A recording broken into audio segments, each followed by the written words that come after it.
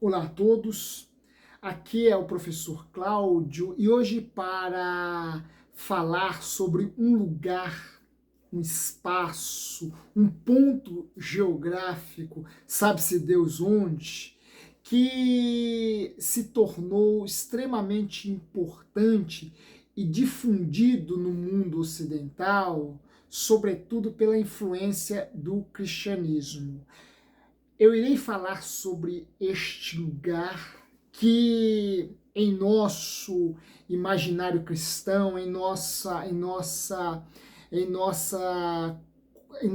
formação cristã, é o espaço, é o lugar que mais tememos, mas que se tornou este lugar temido devido, repito, à influência do cristianismo no mundo ocidental, mas que antes era um lugar de prazeres, de delícias e mais ainda, um lugar reservado aos melhores, reservado à classe constituída pelos melhores, e eu me refiro à classe aristocrática.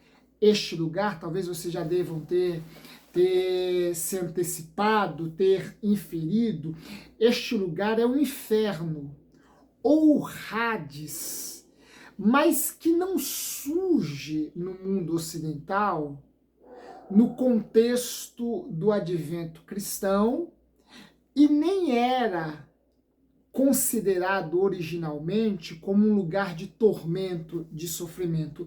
Ele nasce no mundo grego, ele nasce na Grécia arcaica e é um lugar destinado aos aristocratas gregos. Eu vou falar um pouco sobre o Hades ou o inferno grego, como era este lugar e a quem este lugar era destinado neste vídeo. Mas antes eu quero te convidar para se inscrever em nosso canal. Esse é um espaço por meio do qual nós divulgamos conhecimento na área da filosofia, da literatura, em alguns campos da ciência, mais precisamente da física, né, com a qual temos um certo vínculo passional, é claro, porque eu particularmente amo e muito a física e com a qual também tem uma relação formal, já vista ser licenciado em física. Aqui nós procuramos abordar temas nestas áreas e apresentá-los a vocês, a fim de que nós possamos de alguma forma contribuir com sua formação, contribuir com sua formação de sujeito cognoscente. Nós somos, por natureza, sujeitos cognoscentes. O desejo de aprender é um desejo natural, o desejo de conhecer é uma inclinação natural do indivíduo. É claro que sempre e hoje mais do que nunca nós sofremos inúmeros estímulos que nos desestimulam a construir conhecimento. Nós somos cada vez mais inibidos ou cerceados desta nossa inclinação natural para o conhecimento, e cada vez mais vamos enchendo as nossas cabeças, vamos enchendo o nosso cérebro com aquilo que é fútil, com aquilo que é vazio, com aquilo que não acrescenta nada em nossa formação humana, em nossa formação filosófica, política, estética, científica, enfim, cada vez mais somos desestimulados a construir conhecimento, a compreender as coisas dentro de uma perspectiva mais ampla, consistente e objetiva. Porém, este espaço vai na contramão desta tendência e destes desestímulos ou destes estímulos à ignorância, e aqui nós nos propomos a levar conhecimento a você. Portanto, nos ajude, se inscreva neste canal, divulgue a outras pessoas. Se você gostar das reflexões aqui propostas, não deixe de deixar aí o seu joinha, o seu like, porque isso nos ajuda muito na ampliação deste espaço. Bem, como eu já antecipei, o inferno ou Hades, e aqui eu já faço uma consideração, e aqui eu já abro um parênteses, inferno é o termo que o cristianismo, muito influenciado pela língua latina, consagrou no mundo ocidental. Nós conhecemos o termo inferno por esta via latina que nos foi dada por meio dos romanos e que acabou se tornando uma espécie de idioma oficial da homilia, da escrita, do discurso católico romano, né? Então, nós conhecemos o termo a partir dessa sua ramificação, a partir dessa sua via latina. Mas inferno é a palavra, é a versão que a tradição latino-cristã deu a palavra Hades, que é uma palavra originalmente grega.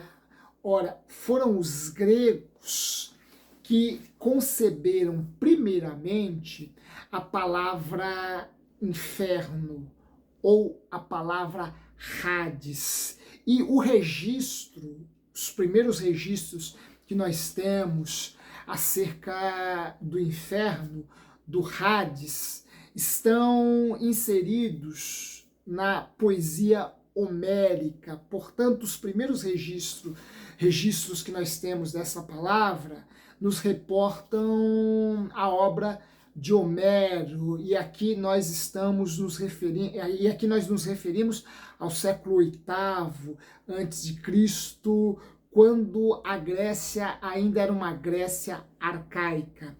Ora, já em Homero fica bastante clara a ideia de que o inferno, o Hades grego, possuía uma conotação extremamente diferente da conotação que o mundo ocidental cristão dará a esse termo ou a este lugar.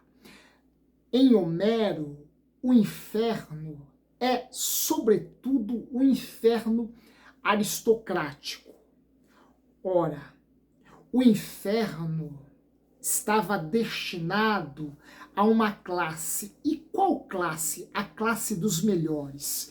Porque a palavra aristocracia, o termo aristocracia ou aristocrata, é melhor usarmos aqui dessa forma, porque a aristocracia é uma forma de poder, de governo, e é uma forma de governo encabeçada pelos melhores, haja vista que o termo aristocracia tem a sua raiz em aristói, que significa os melhores, né? O melhor, os melhores. Portanto, a aristocracia era uma forma de governo presidida pela classe dos melhores. O aristocrata era o melhor indivíduo de seu meio, de seu povo, de seu grupo.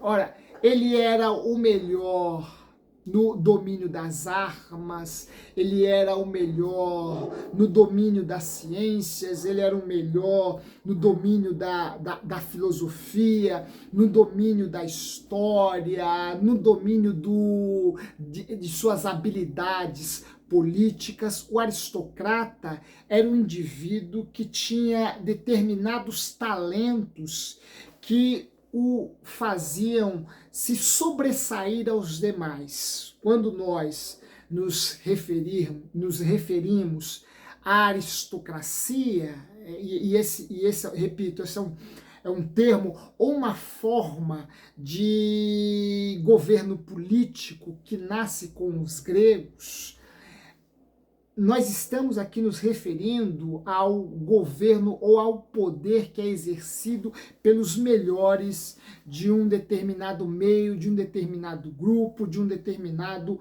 povo.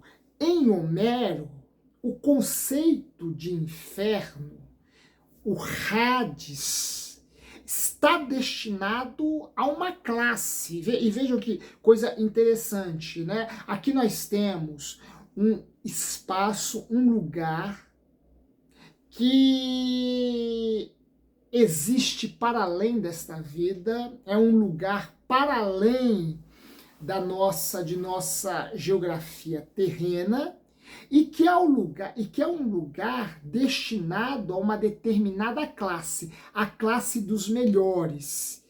Este conceito de inferno, esta noção de inferno é completamente contrastante, até nos choca de algum modo, quando nós a cotejamos, quando nós a comparamos com a noção que conhecemos, que temos acerca do inferno. O inferno, para os gregos, não era esse lugar de tormento, né? Não era esse lugar de sofrimento, como foi plasmado, defendido, apresentado pelo cristianismo, cuja configuração, cuja representação, melhor dizendo, mais acabada, nos foi dada por um outro poeta, este extremamente influenciado pelo cristianismo, e eu me refiro a Dante Alighieri. Vejam, nós temos dois grandes poetas que nos apresentam representações muito bem definidas, muito bem acabadas, acerca do mesmo lugar, porém destinado a indivíduos distintos. Porque na poesia, se na Divina Comédia de Dante Alighieri, o inferno é um lugar de tormento e de sofrimento destinado aos pecadores não arrependidos, não convertidos ao cristianismo, o inferno homérico é um lugar de delícias, é um lugar de prazeres, é um lugar de regalias destinado aos melhores indivíduos gregos, repito, aos aristocratas, e que lá vão cultivar os mesmos prazeres, as mesmas regalias que cultivavam em vida. Um exemplo dessas regalias, dessas delícias que os aristocratas cultivavam no inferno, no Hades, nos é dado por um grande poeta romano chamado Virgílio. Ora, Virgílio representa Filipe da Macedônia, Filipe, rei da Macedônia, pai de Alexandre o Grande, vivendo neste inferno aristocrático e gozando dos mesmos privilégios que ele tinha quando estava vivo, quando era rei na Macedônia. Ora, segundo Virgílio, Filipe está no Hades ou no inferno, montando em seus cavalos e gozando de outras de outros prazeres, de outros privilégios que ele tinha enquanto estava vivo. Portanto, não há nenhuma diferença em termos de estilo de vida, em termos de cotidiano propriamente dito, do indivíduo no inferno aristocrático que o indivíduo que vive neste mundo. Ora, no inferno, o indivíduo simplesmente vai imortalizar um estilo de vida que é o estilo de vida que ele cultivava enquanto estava vivo neste mundo.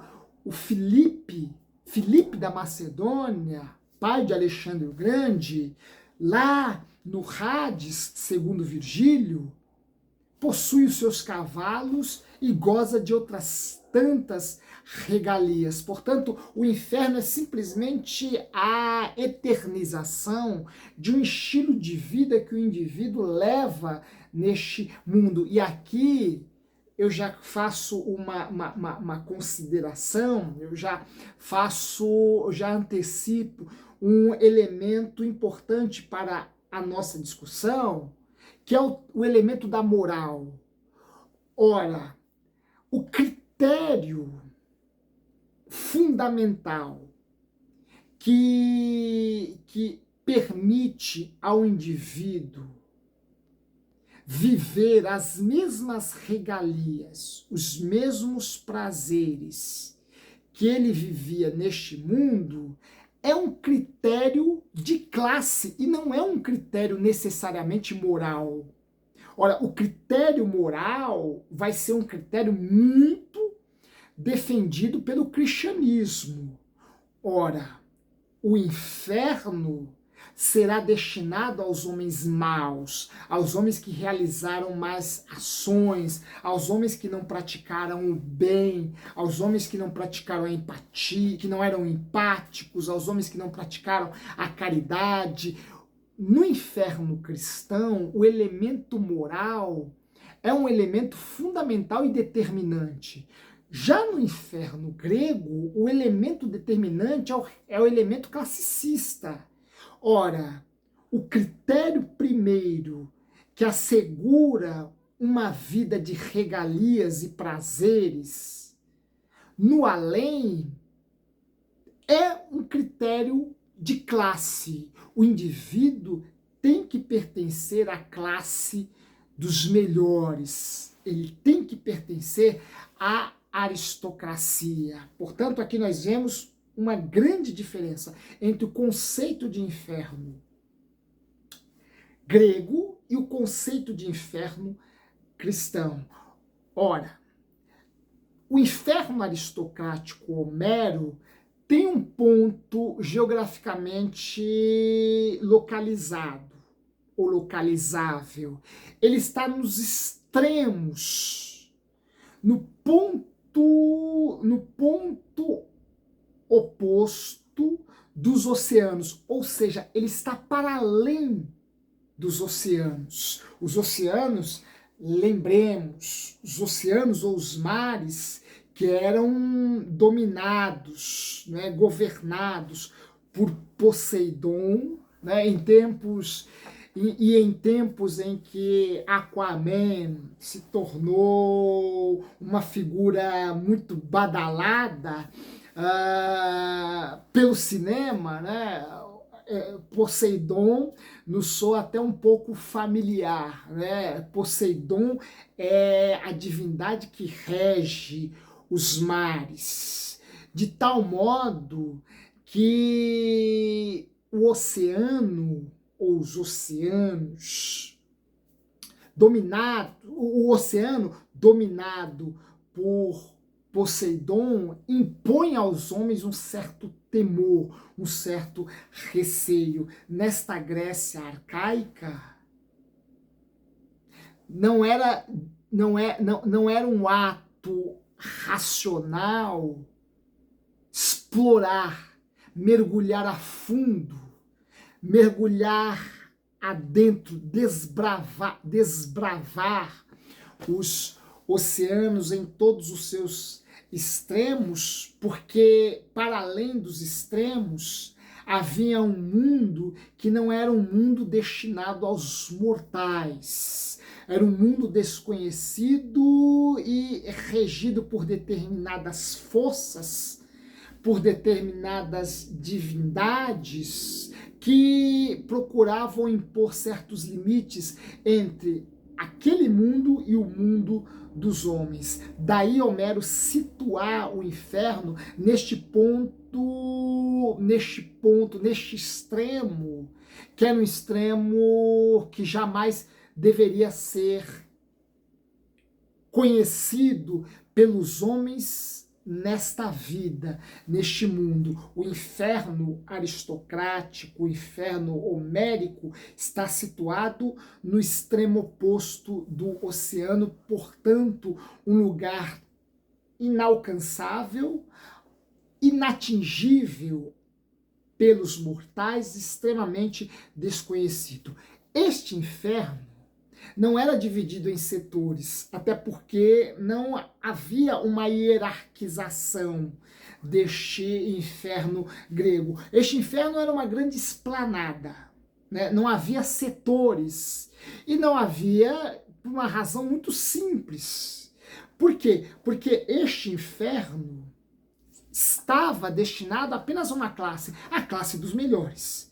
Apenas a aristocracia. Portanto, o inferno, Homero vai pintá-lo como uma verdadeira esplanada. E aqui eu retomo o contraste entre a noção de inferno homérica e a noção de inferno dantesca. Ora, em Dante, o inferno é dividido em ciclos.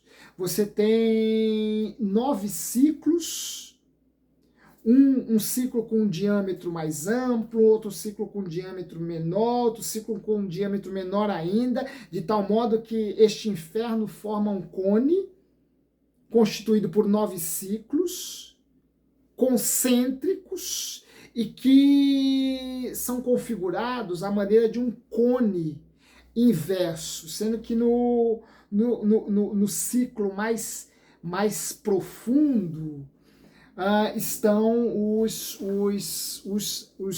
homens, os pecadores que praticaram a traição, né? Lá está Judas Iscariotes, lá está Brutus, lá está Satanás, né? Então o inferno de Dante é um inferno dividido em ciclos. Já o inferno de Homero, este inferno aristocrático, é um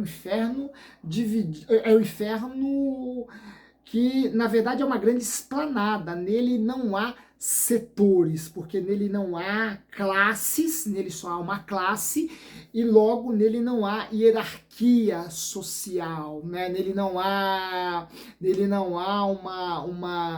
uma construção social à maneira de castas, por exemplo, né? Então, este inferno é uma grande esplanada. Em Hesíodo, um outro grande poeta grego, a palavra inferno será substituída pela palavra ilha, ilha dos bem-aventurados, né? O Hesíodo vai tornar este inferno um lugar mais sedutor ainda, mais agradável ainda, né? Porque o inferno será considerado por ele como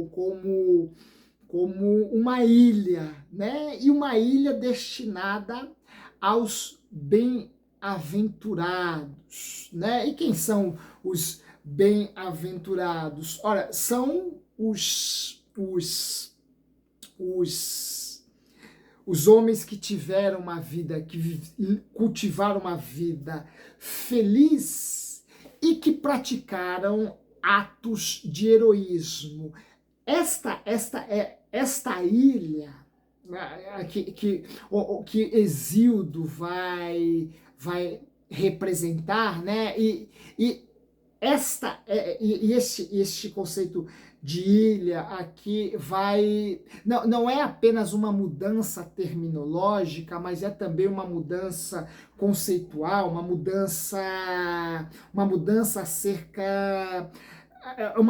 que traz algumas especificidades que não estão necessariamente contidas em Homero, né? Essas representações acerca do inferno e outros grandes temas variam muito de autor para autor, né? Nós temos dois grandes poetas, Hesíodo e, depois de Hesíodo, o romano Virgílio, que nós aqui já colocamos, que vão conceber, né, o além a partir de representações que são representações um pouco mais específicas, com algumas nuances, né? Vejam, tanto em Hesíodo como em Virgílio, e Virgílio vai se referir a este lugar como os Campos Elíseos, né?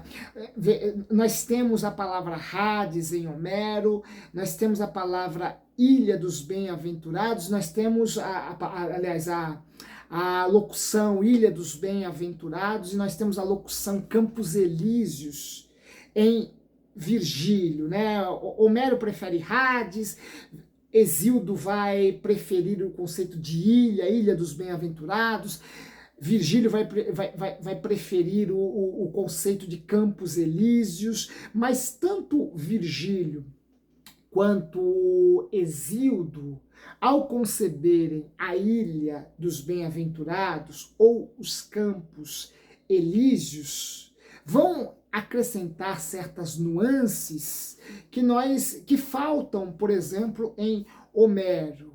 Essas nuances dão a estes lugares uma conotação mais específica, né? Ora, a Ilha dos Bem-aventurados, ou os Campos Elíseos, estão ao lado do Palácio de Hades, estão do lado de fora do Palácio de Hades. E lembremos, Hades, ou inferno, é uma divindade grega, a divindade que domina o mundo das sombras, o mundo do além, o mundo dos mortos. Virgílio e também Hesíodo vão situar estes lugares, a Ilha dos Bem-aventurados e os Campos Elíseos, num ponto distinto, aliás, num ponto geográfico separado do Palácio de Hades, mas que ainda é dominado por Hades, porque Hades, ou inferno, é a divindade que rege o mundo das sombras, que rege o mundo dos mortos. Entretanto, este lugar separado e distinto do Palácio de Hades é o lugar destinado aos homens ou aos aristocratas que cultivaram a vida feliz e que morreram de forma heróica. Ora, os Campos Elíseos, a ilha dos bem-aventurados, ou as ilhas dos bem-aventurados, são destinados a Aquiles, por exemplo, que morreu heroicamente lutando em Troia. Portanto, aqui nós temos um lugar reservado a indivíduos que pertencem a uma classe, mas que em vida cultivaram ou se deram a um estilo de vida um pouco mais específico, um pouco mais exigente, né? Cultivaram uma vida feliz e morreram como grandes heróis. De qualquer modo, de qualquer forma, este inferno é um inferno destinado aos melhores. Nele, ou para ele, só vão aqueles indivíduos oriundos da aristocracia, oriundos da classe, sejamos um pouco mais específicos, da classe dominante. Hoje diríamos que se um Homero vivesse em nossos dias, se um Hesíodo vivesse em nossos dias, né? Aliás, se Hesíodo escrevesse as suas epopeias nos séculos 17, 18, 19, se Virgílio tivesse escrito a sua Eneida nos séculos 17, 18, 19, se Hesíodo tivesse escrito seus versos nos séculos 17, 18, 19, eles reservariam o inferno para a classe burguesa, para aqueles que se sobressaem em determinados campos, que são excluídos dos menos favorecidos, né? Ora, o inferno seria destinado à burguesia que detém o poder econômico, o capital, a burguesia que detém, que conhece a filosofia, que conhece a ciência, que conhece as artes, a história, a burguesia letrada e culta, a burguesia que detém o poder político. Ora, Homero teria construído pintado o inferno como um lugar destinado à classe, à aristocracia da modernidade, que é, na verdade, a classe burguesa, né? Portanto, a burguesia seria... A burguesia se reservaria este lugar de delícias chamado inferno, pois o inferno, repito, não tinha uma conotação moral, não tinha um critério moral, como ele vai adquirir no mundo cristianizado. E muito antes do cristianismo, vai já ter uma conotação moral em Platão. Ora, Platão será o primeiro grande intelectual a pensar o além a partir do conceito de justo pagamento, a partir do conceito, como poderíamos dizer, né? Como um prêmio ou um castigo determinado pela forma de vida que o indivíduo cultivou nesta existência. Ora, Platão será o primeiro grande pensador, o primeiro grande intelectual a acrescentar, a incluir um conceito ético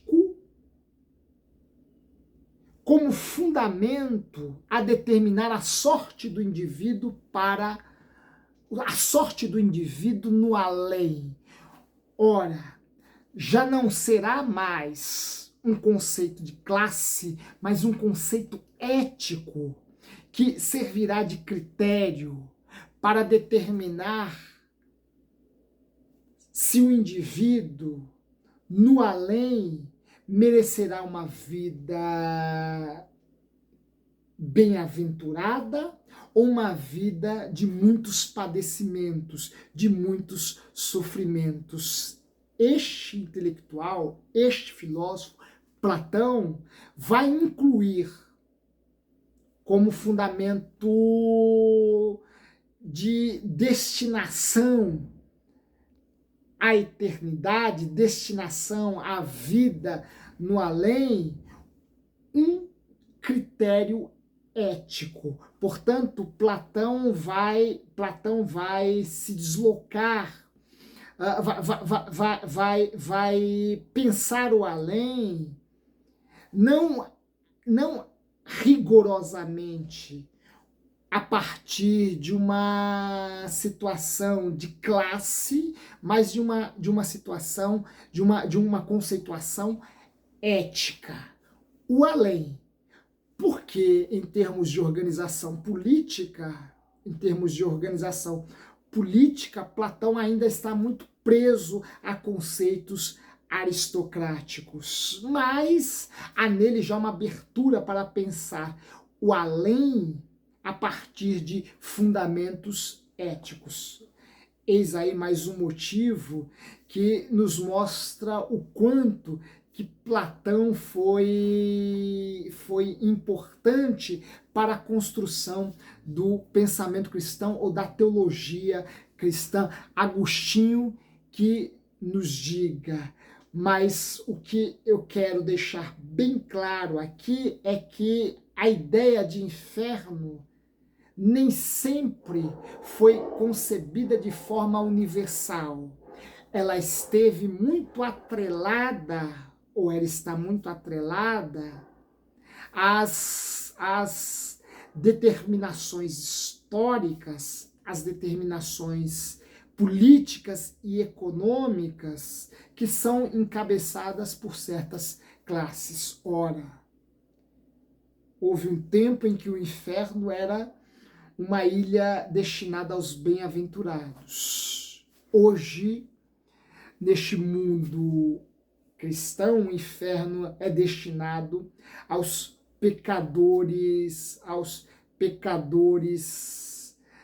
diríamos, obstinados, né? Aos pecadores irretratáveis, por assim dizer. Né? São duas noções extremamente distintas, são duas noções opostas e que merecem a nossa reflexão, que merecem, talvez a noção cristã seja uma noção que atenda à maioria da população que não usufrui das regalias, dos benefícios, dos privilégios que são cultivados, que são mantidos e preservados pelos aristocráticos, pelos burgueses, por políticos e empresários,